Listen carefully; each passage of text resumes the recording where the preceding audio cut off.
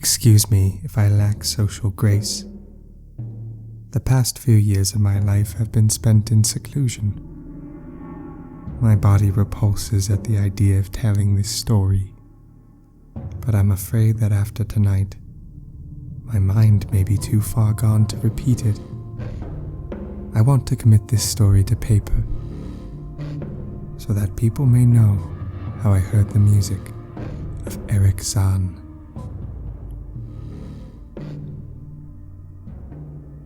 The first thing that greeted me at the hallway of the student halls was a beheaded fish.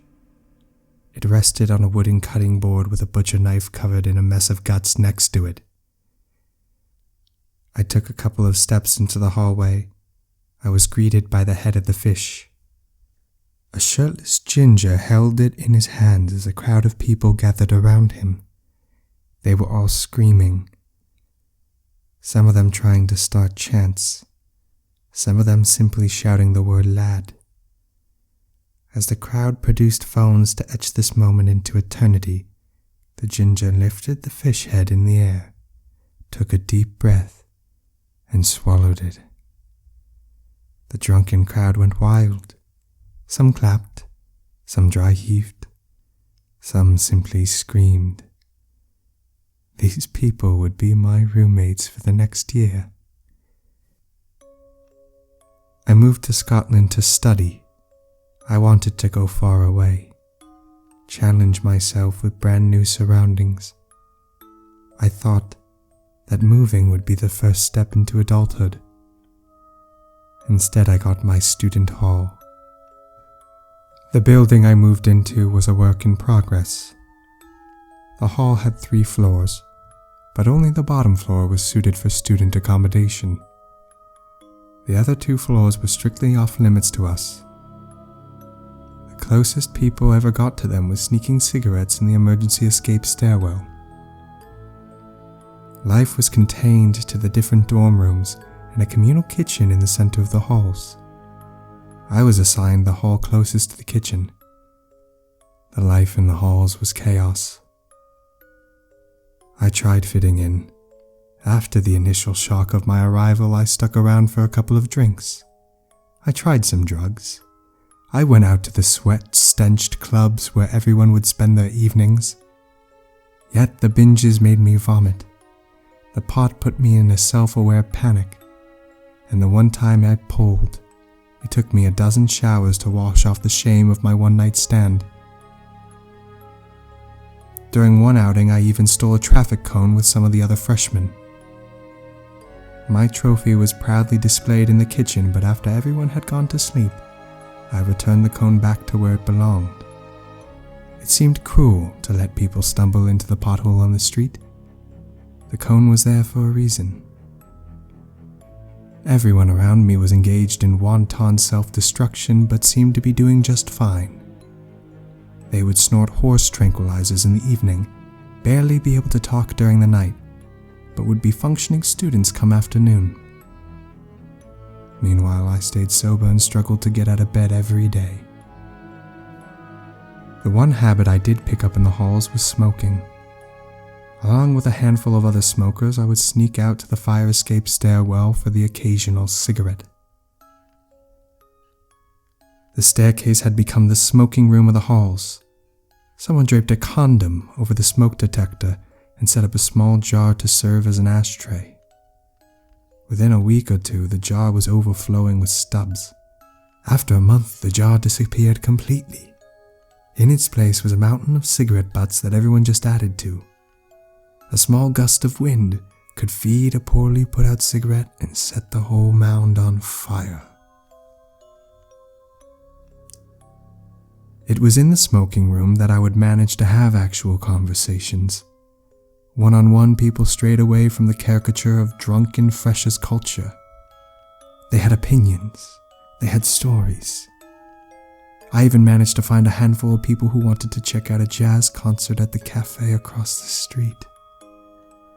Yet as soon as we started to make plans, as soon as other people started getting involved, the crowd would morph. The crowd had a mind of its own. The crowd wanted to go places where the walls were wet with perspiration. The crowd did not like jazz. I woke up late October to a knock on my door. It was around 3:30.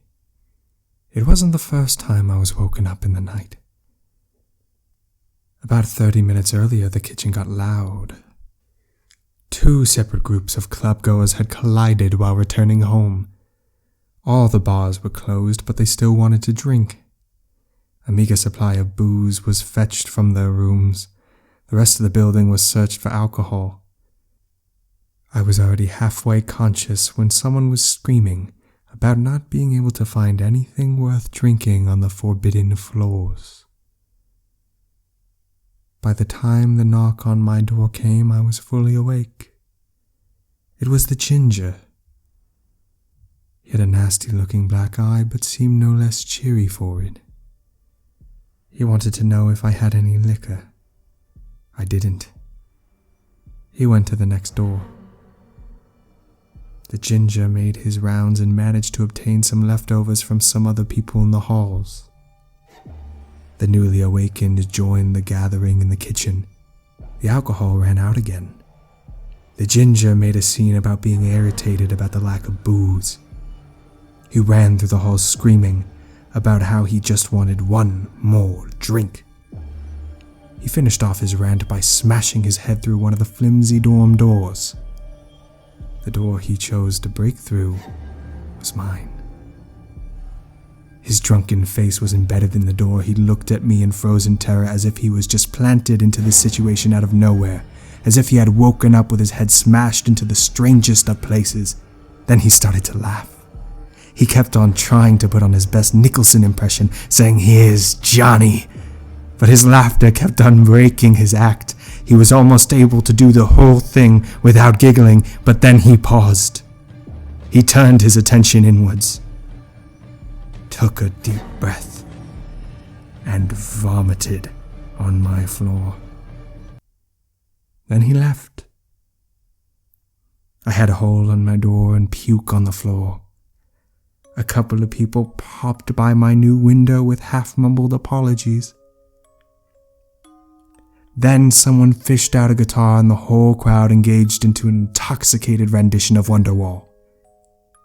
I didn't know what to do. The thought of leaving the country and moving back home was nothing new. The first week in, the hall set up a need to escape, and the rest of the stage just provided me with more justification. I could move back home, go to a local university, be back with my high school friends, perhaps reconnect with my high school sweetheart. I kept on trying to assess whether life in Scotland could be salvaged. I didn't want to leave. Withdrawing felt like a failure. Like I was being tested by some foreign force and found wanting. The thought of retreat often kept me up at night as I balanced my options. On the night my door was smashed, however, there were no options. I just wanted out. I just wanted to sleep. I don't remember what I said. The anger struck me along without my input. I yelled about the vomit, about the broken door, about how they were keeping everyone in the flat up. It was the last point that I realized the extent of the gathering. Everyone in the halls was present. I was the odd one out. The crowd jeered at me. Everyone had something to say, but since everyone was talking at the same time, I couldn't make out a word. I listened to the indecipherable wave of hatred. I started to doubt myself. Maybe I was in the wrong here. Maybe I was being uptight. But wherever I stood, I just wanted out. I just wanted to sleep. Somebody yelled something about the rooms upstairs being free. If I didn't want to be part of the crowd, I could be on my own. The rest of the freshers nodded and cheered. Not wanting to listen to another barrage of insults, I grabbed my blankets and went upstairs. I took the stairway to the forbidden floor. When it became apparent that I am indeed leaving, the crowd went wild. A rendition of Hey, Hey, Goodbye was drunkenly sang as I made my way up the stairwell. I could hear them singing when I reached the second floor. But as soon as I left the stairwell and closed the door behind me, there was complete silence. The entire floor was perfectly still. The second floor was a copy of the one below. The only visible difference was that it was much cleaner. The walls weren't smudged. There were no vomit stains on the floor, no broken doors in sight. There was a draft in the hallway, rather strange on a calm night, but I paid it no mind. The still silence of the floor was the only important part. I sulked off to the room next to the kitchen out of habit. The door was unlocked. I rolled myself up in blankets and passed out.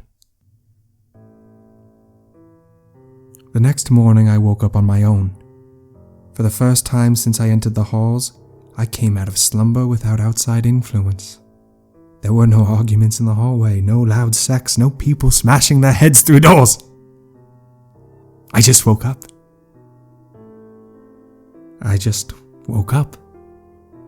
I woke up in surprisingly good spirits. Nothing had really changed, but there was a calmness in the air. The thought of dropping out started to seem rash. My mind raced with possibilities.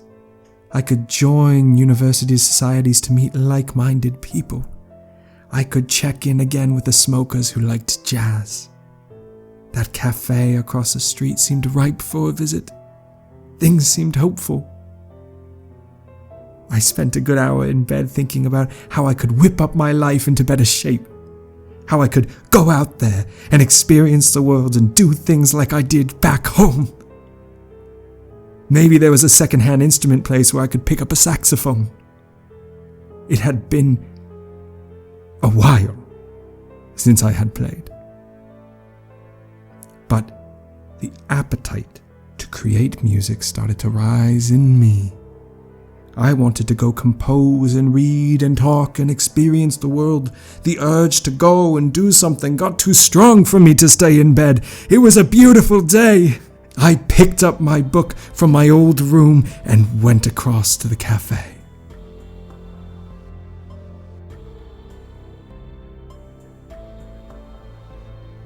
That day still sticks in my head. I walked around with a pioneering optimism, rallying myself to face life. Every hurdle seemed passable. Memories of the past didn't sting. I started to realize that maybe the whole Scotland experiment wasn't a total failure. I just had a troublesome arrival and was placed in a community that wasn't to my liking. I could meet new people. I could try things.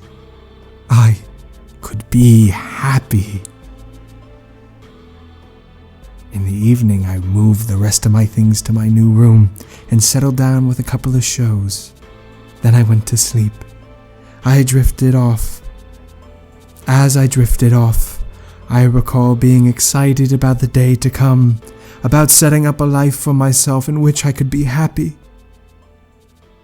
That was the last time I felt sane. I woke up gasping for breath. After a couple seconds, I managed to compose myself. My breathing mellowed. But I felt a tightness in my chest. Whatever optimism I had during the day was now gone. It was replaced with a feeling of dread. My thoughts were so scattered I couldn't focus on any specific thing.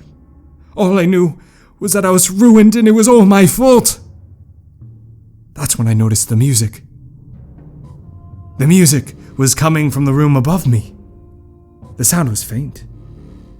Even in its silence, it was difficult to hold on to. Yet as soon as I heard that small succession of the strained notes, the melody started to grow. My mind drifted with the music. As it caught on to a string of notes, quieter melodies emerged. I dug my nails into my palms. I squirmed. The music clawed at my soul. It was a sort of fugue with reoccurring melodies at its surface, but beneath it all was an inescapable dread. The notes whimpered as if they were pleading for their life, yet they were intercut with bursts of chaos, as if they knew their plea wouldn't be answered. The piece sounded like total anarchy, yet had a sort of order about it. Music indescribable with words. It was divorced of any genre, of any culture. It was divorced of anything human. Yet as uncomfortable as it made me, it drew me in. As much as the music disturbed me, as much as it made my eyes bulge and my muscles tense, there was something strangely alluring about it. Something graspable, something forbidden.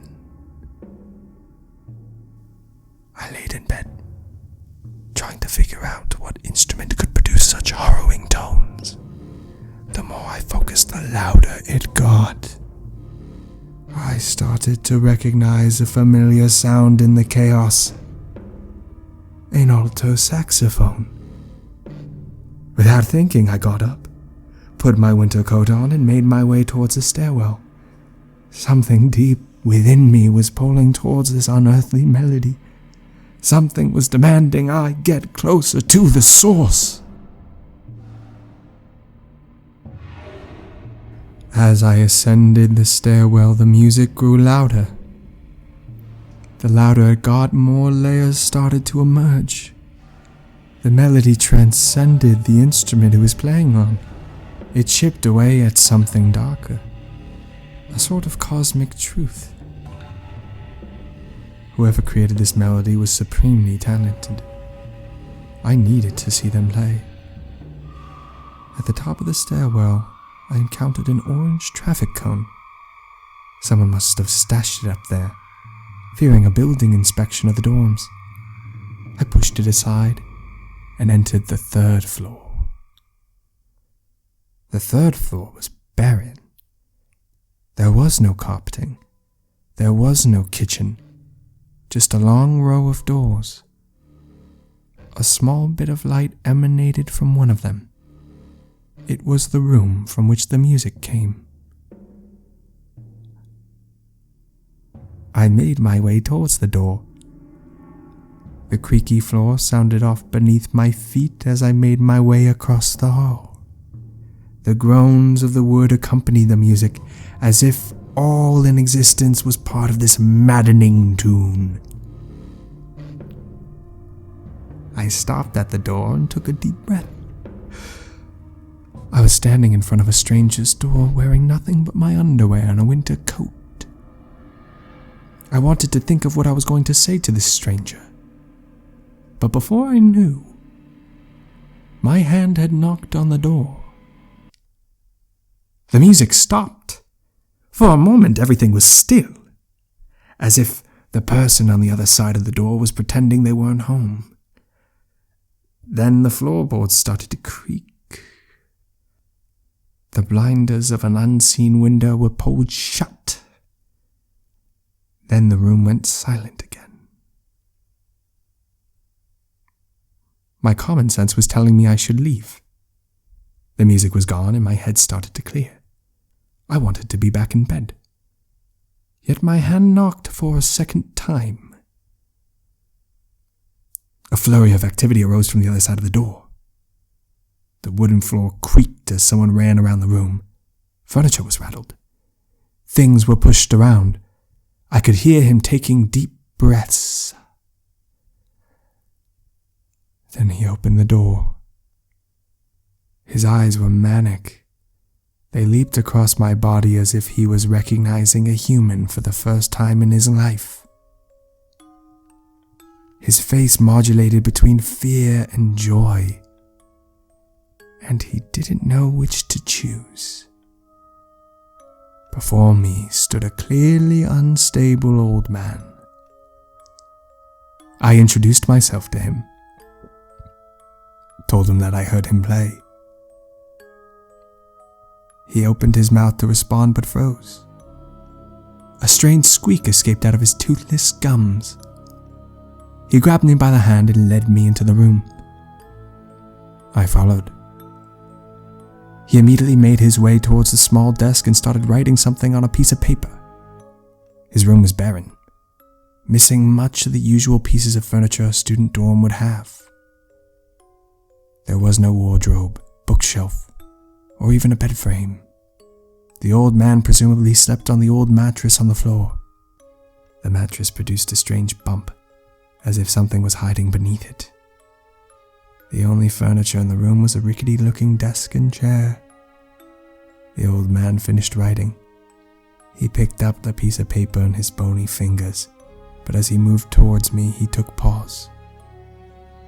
He studied me. A glint of pity shone in his eyes, as if whatever was written on that note would bring me great harm.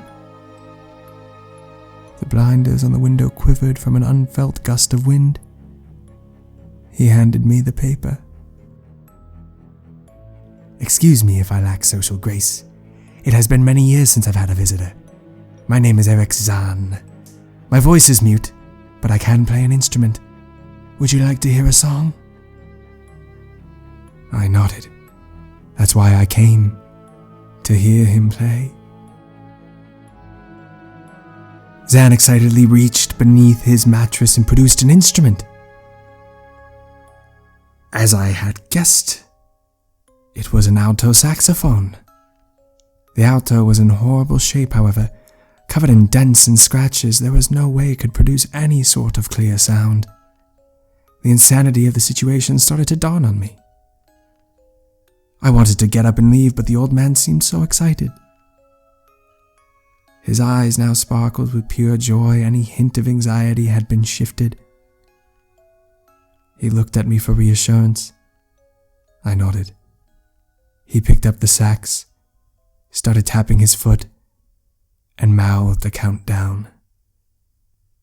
3, 2, 1. The old man launched into his song. There was a joyous rage in it, nothing like the music I heard moments earlier, but fascinating nevertheless. Zann played with the mark of a prodigy. His abilities on the saxophone were breathtaking.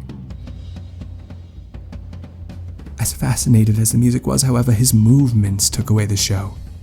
He had transformed from an old, feeble man to a wild youth dancing across the room.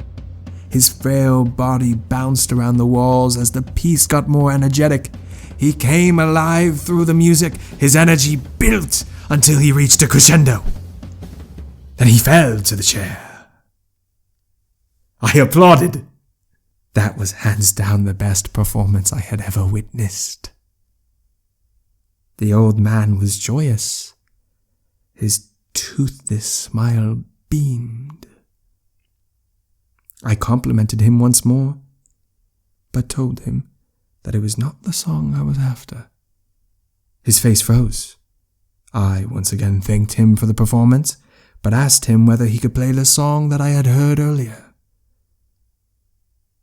He propped himself up from the chair, took a few labored breaths, and then started to tap his feet.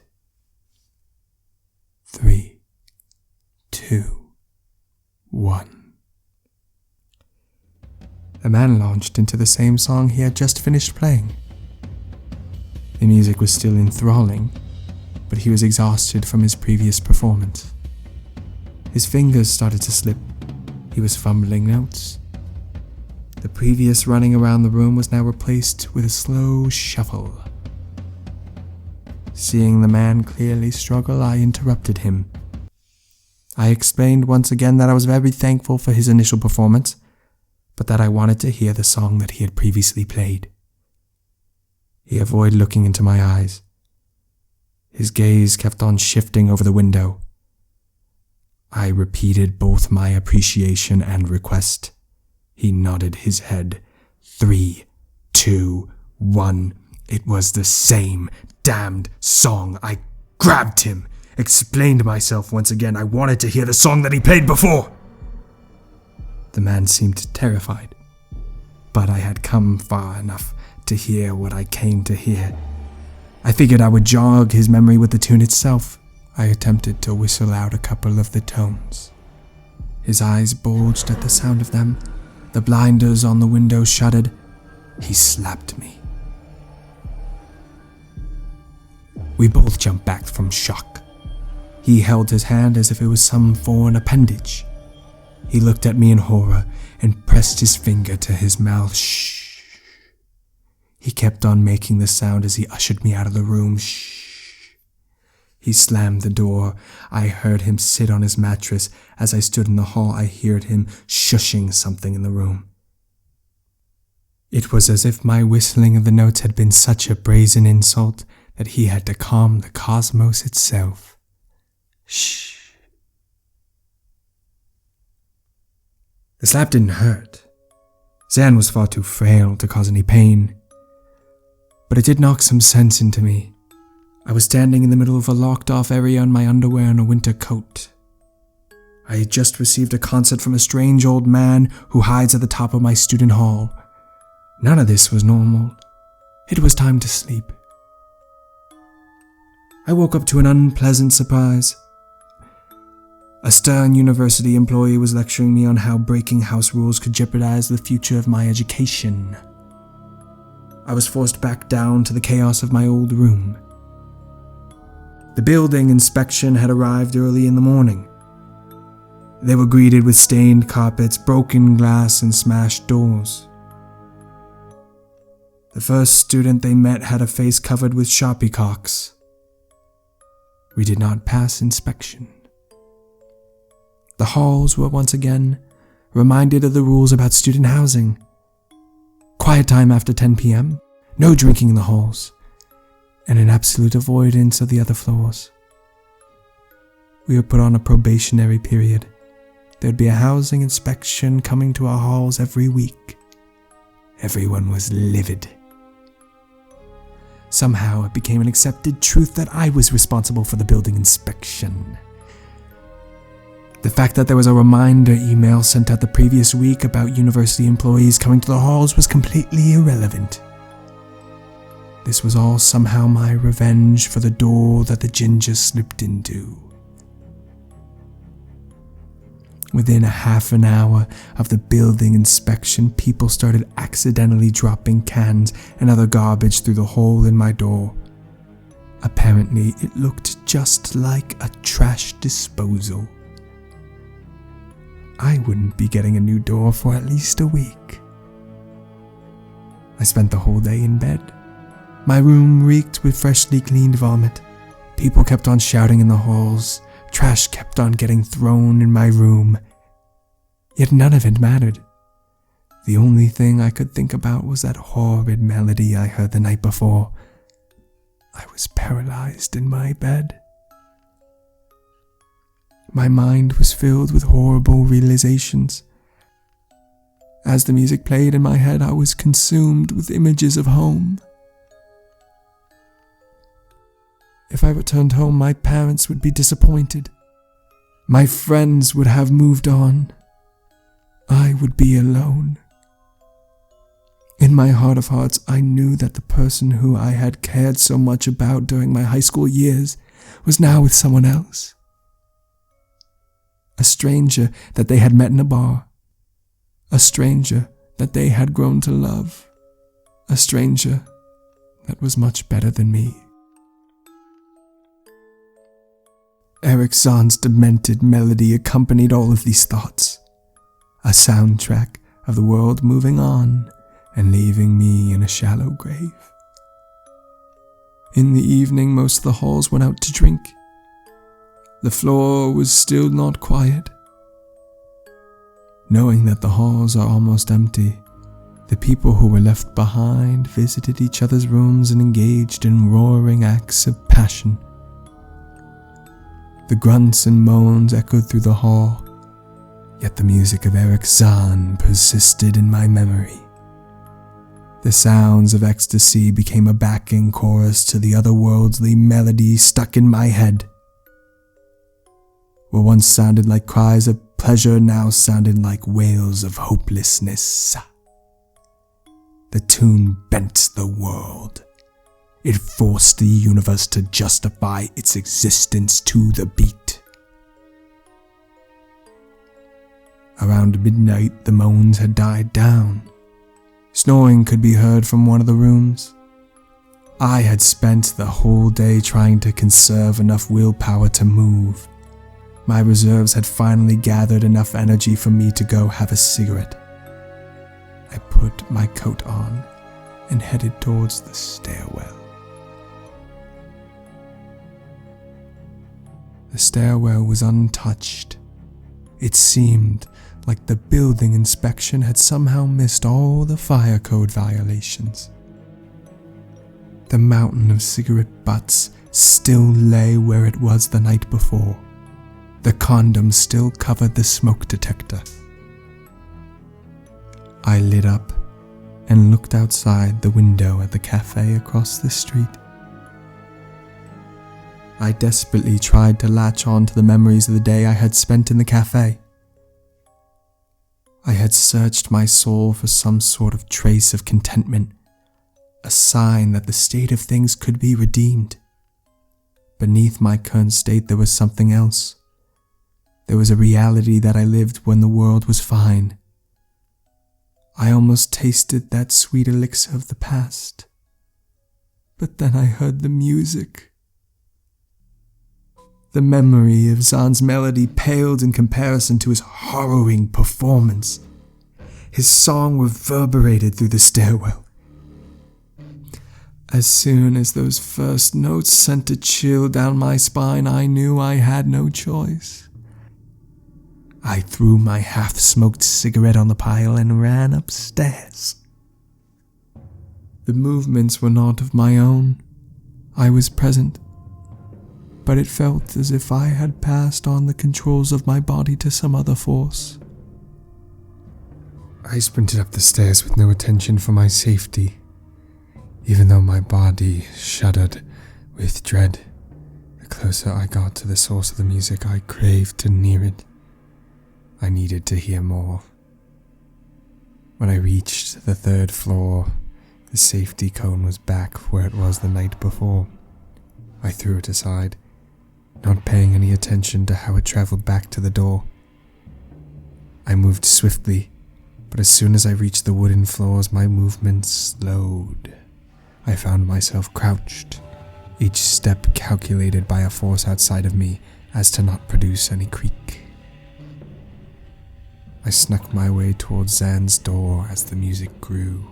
The music always sounded bizarre, but the closer I got, the more convinced I was that it was outside of the human realm. Zann played alone. His outdoor was the most prominent within the composition, but there were other instruments hidden within. Strings, percussion, even a hint of a moaning voice could be heard. But only if one focused. When other thoughts entered my mind, such as the insanity of the entire event, the other instruments died down. Yet my focus would always be restored. Zann's demented melody would not allow for other thoughts to coexist. I wanted to press my ear against the door. I wanted to be fully consumed by the dark song he played. But instead, the door opened. A gentle gust of wind. I wanted to press my ear against his door. I wanted to be fully consumed by the dark song that he was playing. But instead, the door opened. A gentle gust of wind had slowly unlocked the door and spread it open without alerting Zann. I could finally see the master at play. The man was clearly in pain. All the gusto and energy of the previous performance were gone. Instead of jumping around the room, Zann was curled with his saxophone on the floor, as if he was lost at sea and his instrument was the only thing keeping him afloat, as if his music was a cry to be rescued from certain death. He faced the window, as if he was playing to it. The blinders had been lifted and one could see outside. Except what was outside Zann's window wasn't the quiet skyline of the city. It was pitch darkness. Beyond the glass lay the abyss, and within the abyss something called to me. I took another step forward. The floor creaked. Zann didn't even turn around to see what the noise was. As soon as the creak sounded off, he launched at the blinders and pulled them down. Keeping whatever was beyond those blinders secret was more important than his self-preservation. He held them still as they quivered, but only once he was sure that whatever was beyond the window was safely concealed, he turned around. His eyes searched me once again. His face went through a flurry of different emotions until it finally settled. He smiled his toothless smile. A sort of relief seemed to have passed through his body, as if company had made whatever terror he was facing subside. He grabbed me by the hand and led me into the room. As soon as I was inside, he wrote a quick note on the desk. He handed me the paper and he let out something akin to a laugh. His eyes were wet. He was on the verge of tears. Excuse me if I lack social grace. My better years are past me, and I'm not used to others. You have come here for an explanation of the music, and I apologize for withholding that previously. Please, give me time to explain myself. I nodded. Zann sat down at his desk and started to diligently write out the story. As he wrote, he would occasionally stop and stare at the page, as if he himself could not believe what he had written. After a moment of shock, he would start to laugh. It was not a laughter of humor, rather an imitation of laughter. Something forced, something to coat whatever was on the paper with a hue of absurdity which he did not see. During these painful outbursts of faux amusement, Zann would look at me for reassurance, as if he wanted me to laugh with him. I would give him a polite chuckle, and he would continue writing. He had about 5 pages of his story written when he paused again. This time, however, he did not look at the paper, he stared at the window. It was imperceptible at first, but as soon as he drew my attention, I could hear it too. A low hum came from the outside. The blinders started to vibrate.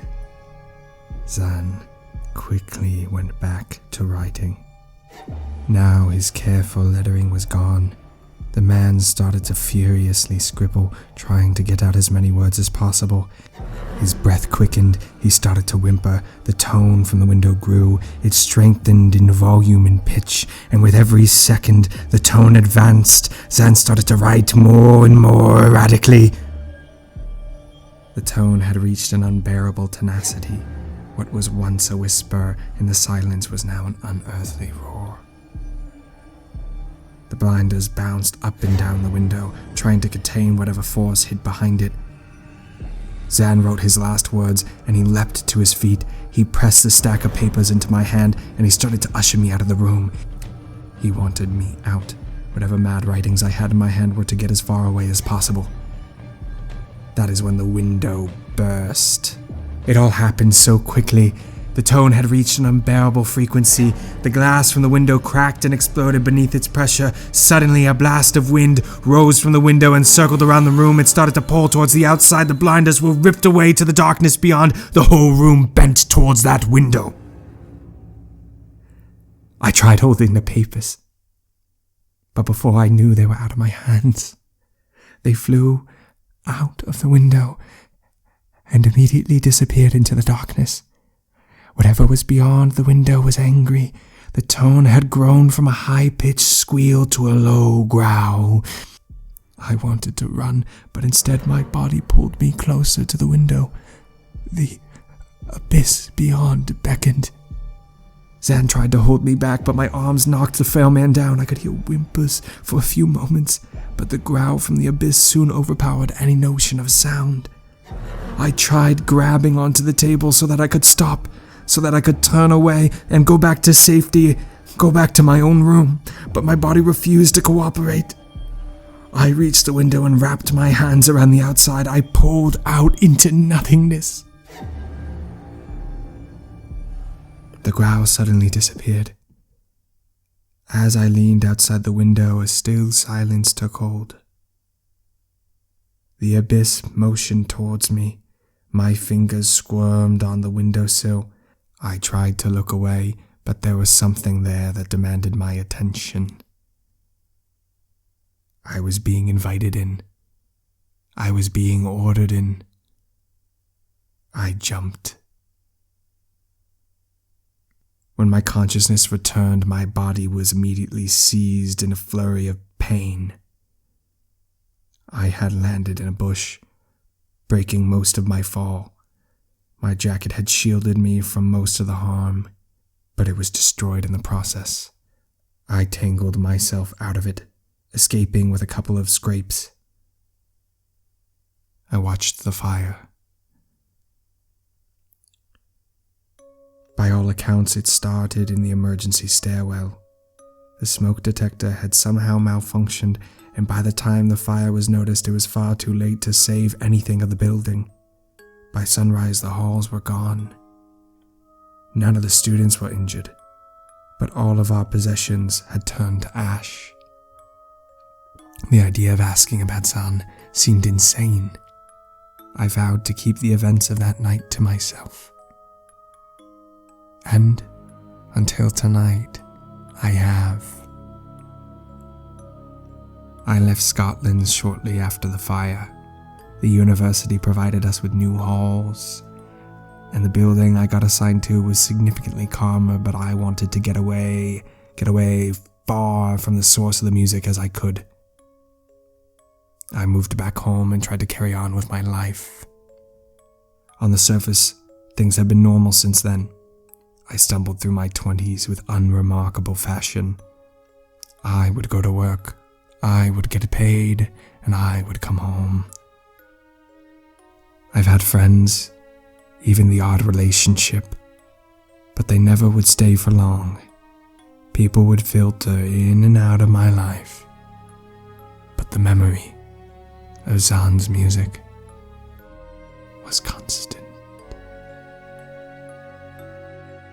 When I first arrived back home, I felt aimless. I would spend days lying in my bed wondering what I was meant to do with my life. In a bout of mania, I fished out my old saxophone and I played it. I figured that perhaps playing some music would make me feel better. When I played, my mood had not improved, but whatever took control of me that night had returned. As soon as I got out a couple of notes, Zann's melody returned to me. That horrible tune started to burrow its way into my head once more. I have been practicing. For years, I practiced every waking moment that I could afford to. I have lived frugally and settled into the life of a hermit. It has taken me years, but bit by bit, I was able to rediscover fragments of Zann's music. Whenever I play a series of those demented notes, the room will grow cold, the blinds on my windows would quiver. I have never been able to play the whole song.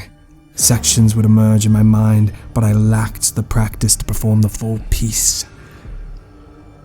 I have never been able to play the whole song until tonight. I don't know whether I will come from this performance with my mind intact. Every fiber of my being is telling me to let this Zann business go, and there is nothing more that I would like to do than to wake up and be freed of this music's grasp. But I have no choice. The melody demands to be heard. What I do now, I do not do of my own free will. May this document serve as evidence of that. I bid you a good night. May you turn away when you are faced with temptation. 3, 2, 1.